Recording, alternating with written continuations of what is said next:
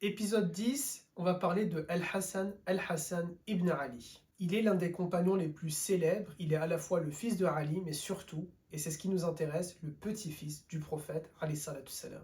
Hassan est un homme qui a été doté d'une extrême et une grande foi. Il était inspiré énormément par un objectif, l'unité des musulmans. Par exemple, lorsqu'il va succéder à son père en tant que calife en devenant le cinquième calife de l'islam, très rapidement, il décide d'abdiguer au profit de Muawiyah, un autre compagnon du prophète, de manière à ne pas diviser les musulmans. Al-Hassan est né durant le mois de Ramadan, comme maintenant, et ce, 13 ans après le début du message du prophète alayhi salatu salam. C'est à l'âge de 53 ans que le prophète sallallahu alayhi wa sallam devient le grand-père d'Al-Hassan. C'est le prophète en personne qui lui a donné ce prénom, Al-Hassan. Et c'est aussi le bien-aimé, alayhi salatu salam, qui va organiser la aqiqa de ce bébé qui deviendra un grand compagnon.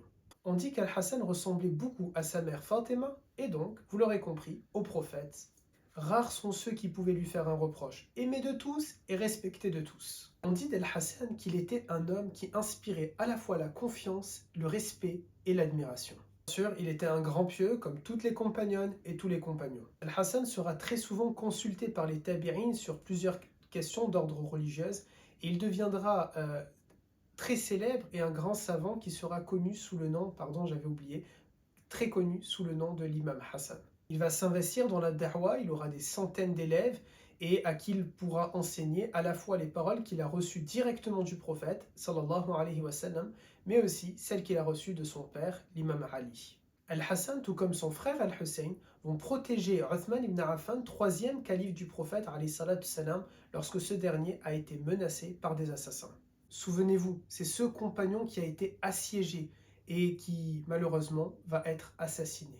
Il décédera à l'âge de 46 ans avant d'être enterré à quelques mètres de son grand-père, à quelques mètres du prophète, alayhi salatu salam, dans le cimetière d'Al-Baqi'. Il y a trop de choses à raconter, bien sûr, au sujet de l'imam Hassan, du compagnon Al-Hassan, mais faute de temps, et en attendant de vous retrouver dans un autre épisode où on pourra parler davantage de lui, je vous donne rendez-vous demain pour un épisode bref au sujet de son frère Al-Hussein.